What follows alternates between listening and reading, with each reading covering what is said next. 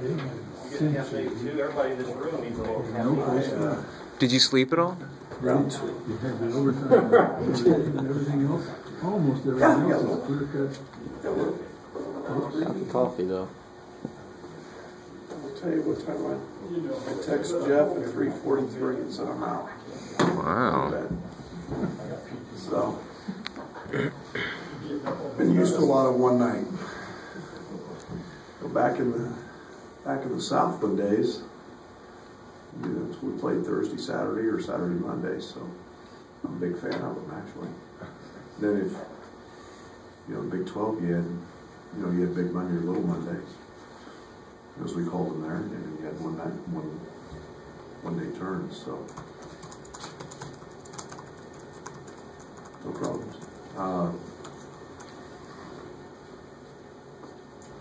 Interesting stat sheet last night.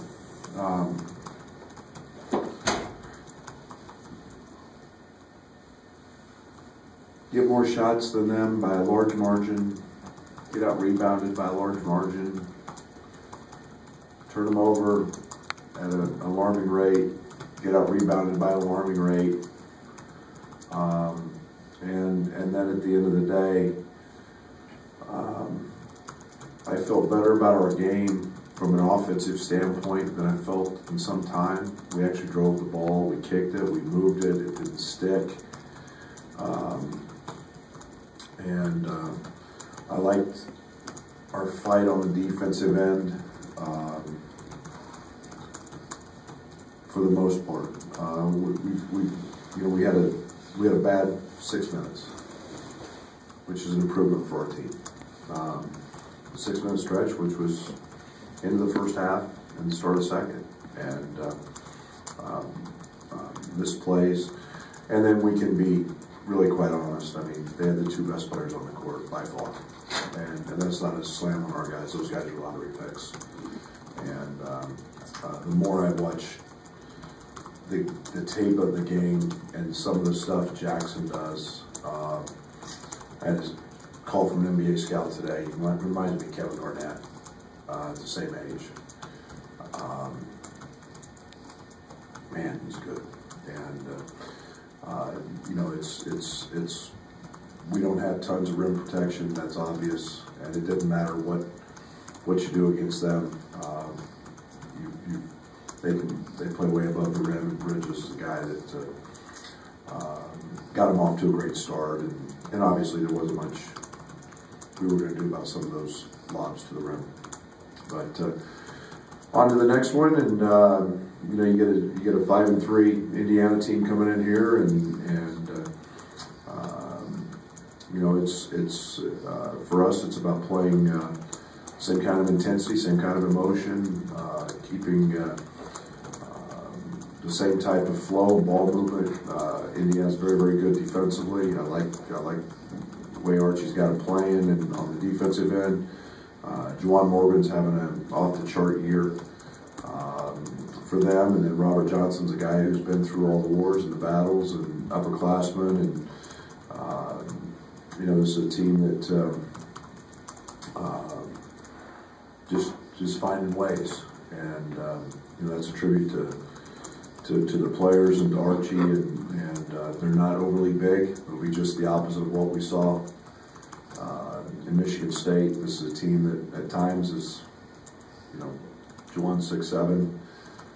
Sometimes they start Freddie McSwain, who's a JUCO kid at 6'5", 6'6", and so they're a little different team than what we played last night. But all in all, they're led by a very good senior guard, Johnson, and Juwan Morgan's having an outstanding year for him.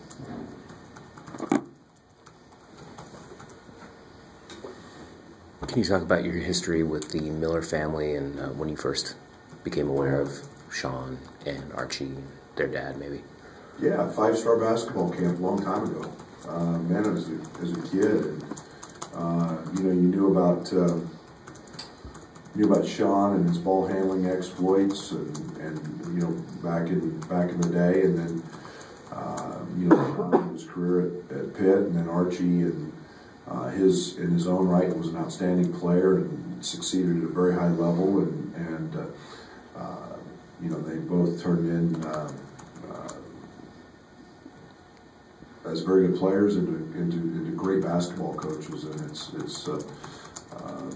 you know, we got a lot of admiration for guys who do it the right way, and those guys are winning at a high level, and both do great jobs.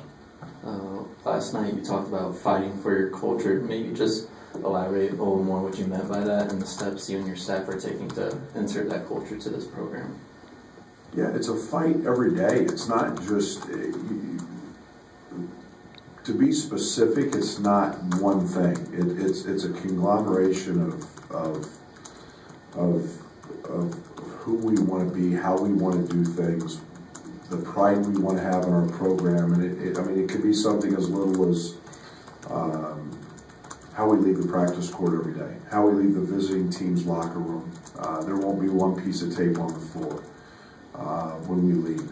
We're going to leave it like we got it, and it's the coaches working with players and contributing and making those relationships strong, and then it's the expectation level we have for players both on and off the court, and the effort with which we're going to play. I say this, you know, it's very hard to control whether the ball goes in, but we can control the effort and with the way with which we play the game, and that's culture, and it's the way with which our players carry themselves, and we look on the bench, we look on the sideline, and we act,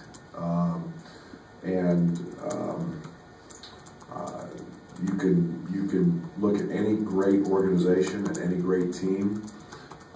There's no detail too small because they all become part of something much larger. And you know, it's the pride with which we keep our locker room.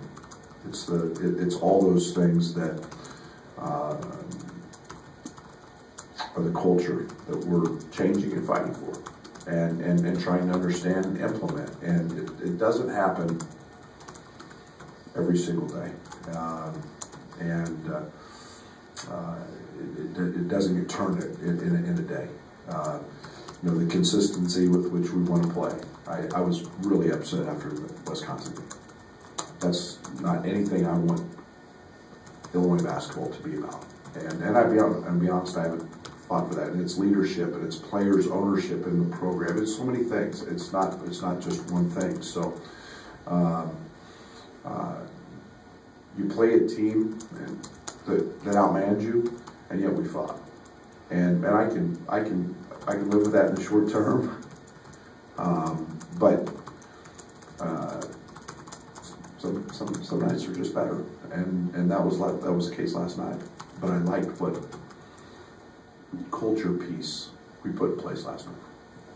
Now we got to do it again. Watching Trent last night, you know, we talk about Trent a lot, and sometimes we talk about his scoring, but he looks like a guy that's really taken more pride in his defense and really, and maybe impacting it a little bit more too. Did you see that? Am I right about that? Yeah, I was really curious. We talked as a staff. I was really curious to see how Trent would handle this game, just because of the overwhelming size from both an offensive standpoint and knowing that we like Mark. In a lot of cases, all work on the ball, and so Trent gets matched up with a bigger guy. But I mean, there was a play in the top of the key area in front of our bench where there's kind of looked like a wrestling match, and you know, him and the shooter, I'm drawing a blank, Langford. Him and Langford are just kind of tussling in there, and you know, Trent takes the bow to the chop, so to speak, and you know, he's just fighting and competing, and Trent's got that in him. And like I said, Trent might be small, but he's a great competitor, and I was really pleased with the way he played last night. Fought through a couple fouls, but stayed engaged in the game, and he grows mentally every game. Brad, would you say overall that the team rebounded well from the disappointment on Friday night in Wisconsin, despite the loss last That's a night. bad word right now. Rebound when you get out rebounded by 100, but yeah. What do you anticipate last night's performance could do for tomorrow night?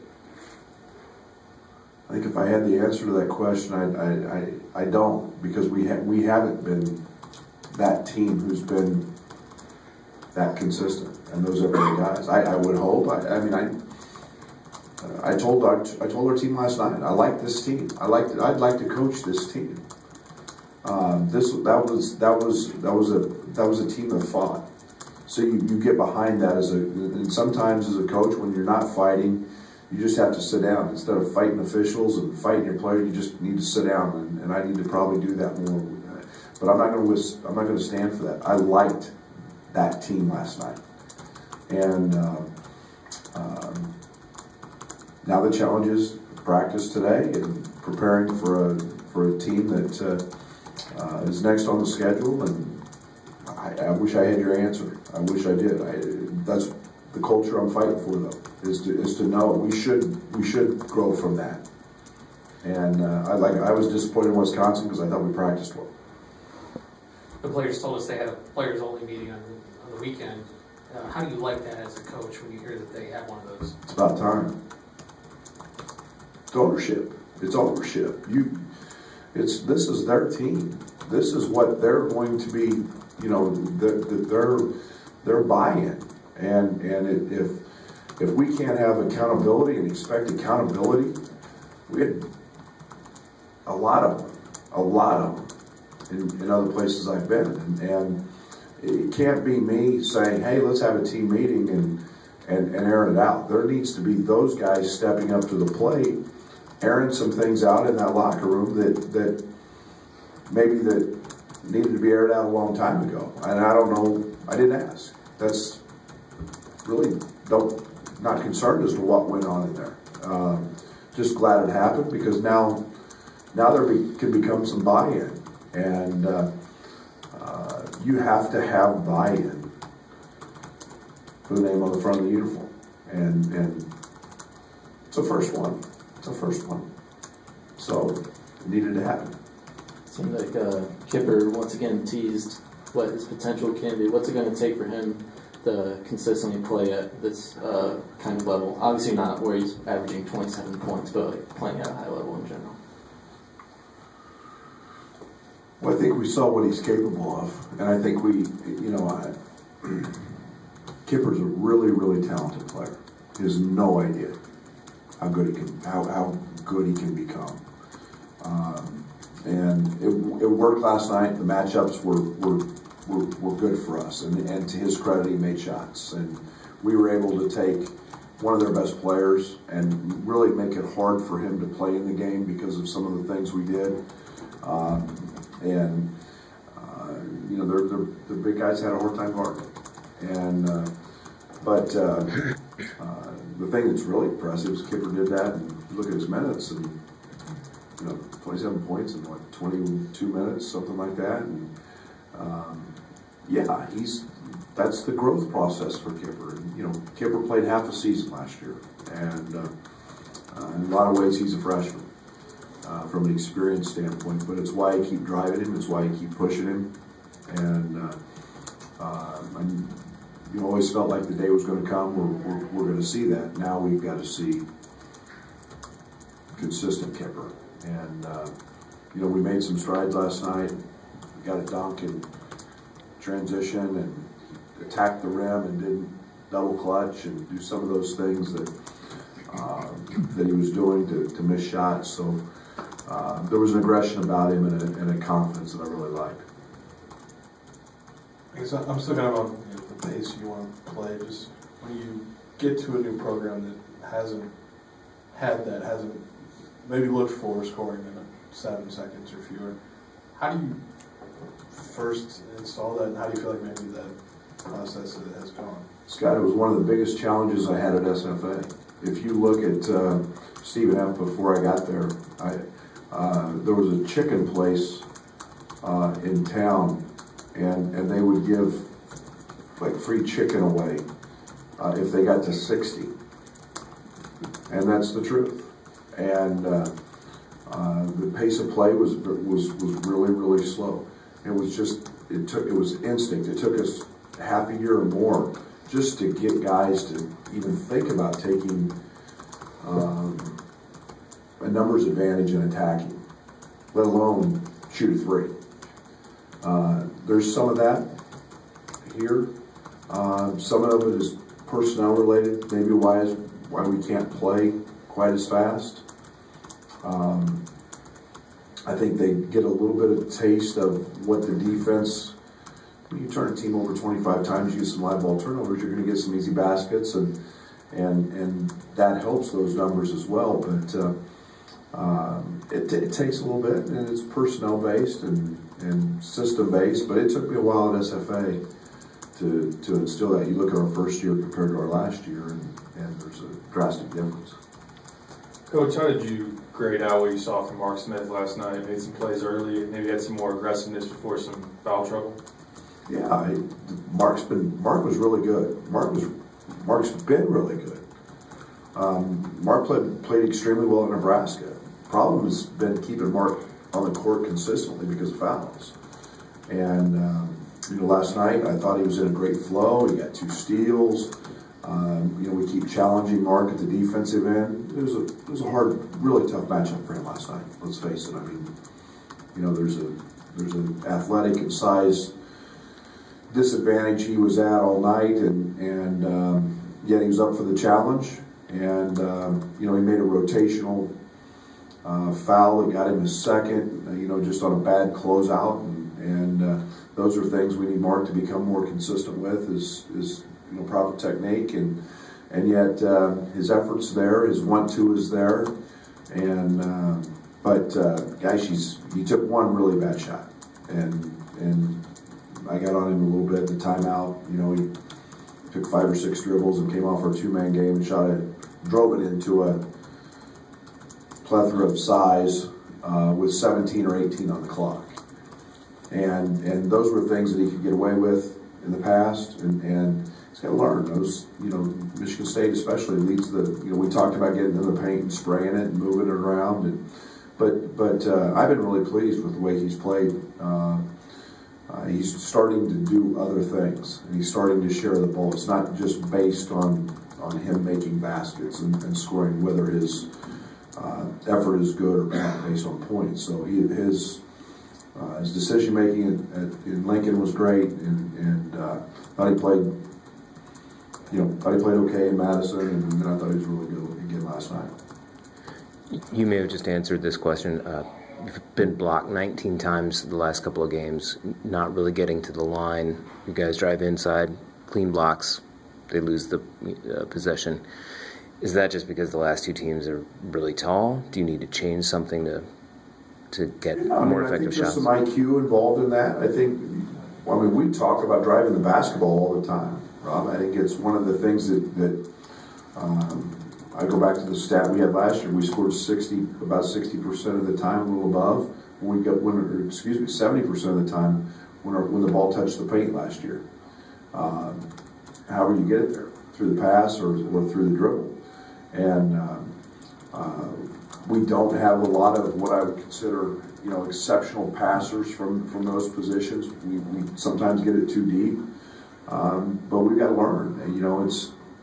That was big boy basketball last night, and a lot of size, and sometimes when you're a guard, you've got to know when to get it in there and not get it too deep and pitch it out, and that's what we talked about. It's what we worked on, and yet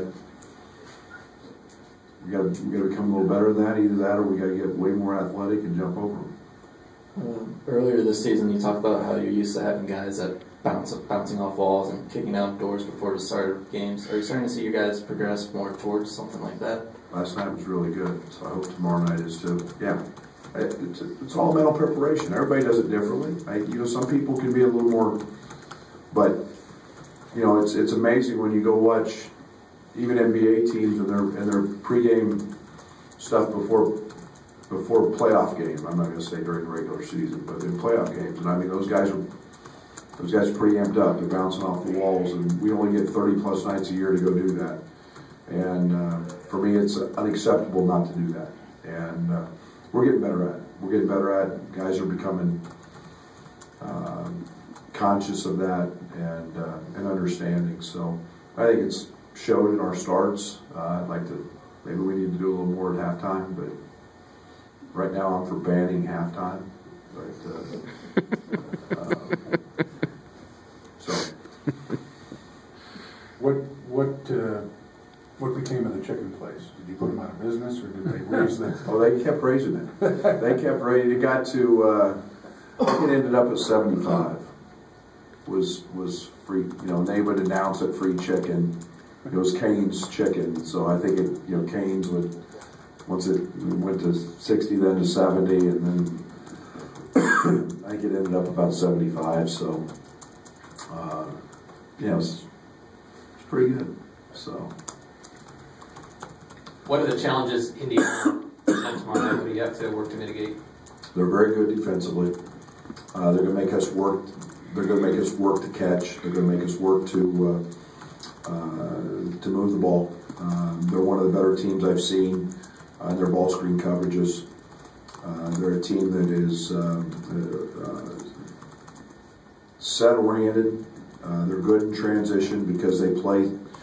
They have so many ball handlers. Morgan is a challenge in himself because he's really playing the 5 for him, but he can put the ball on the floor. He can shoot threes. You know, he's a guy that on the offensive end poses some challenges, but they play. They're like us. They play really, really hard every night, and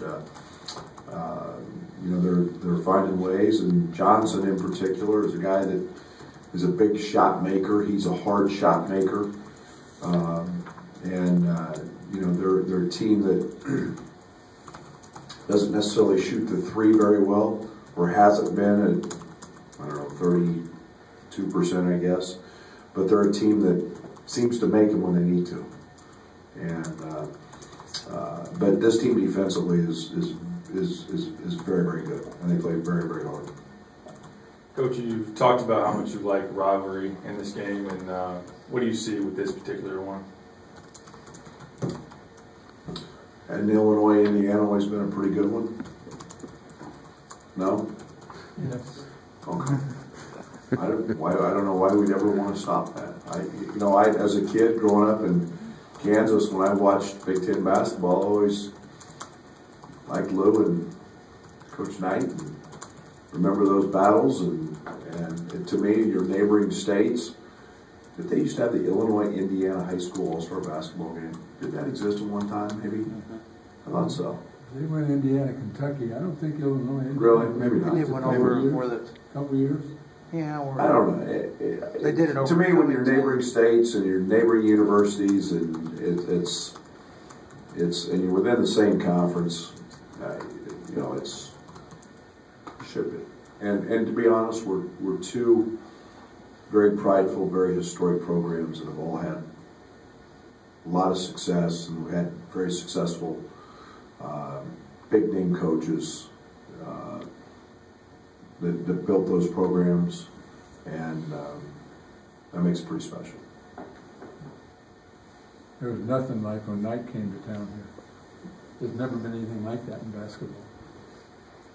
I heard he used to walk to the arena, or I don't know, but that's pretty good. Can I follow on that? One thing that I've learned doing this for about 10 years is that fans hate other schools and they hate each other, but the players and the coaches are all kind of a collegial group that respect each other. Mm-hmm. Very true. I'll use an example when I was at Kansas State. Some of our closest friends in the league were the Kansas staff. You know, and yet, you know, for those 40 minutes now, but you know, you sure as the hell didn't tell your fans that you liked them. I mean, and but you know, it's you know, when we left to go to South Carolina, we were back in South Carolina for a month, and I don't know, Bill was taking his team on a tour in the summer and had practices, and I mean, we were one of the first invitations to come back and watch their practices and see. And I think that, it's not always that way. I think coaches can add a little spice to some things, but yeah, it's really good for fans to get after it and have some pride and care and not like and whatever else goes along with that. Derek's back there chuckling, so. See you guys tomorrow. Thanks, Brett. Thanks, Coach. Head down to the court here and get a couple players for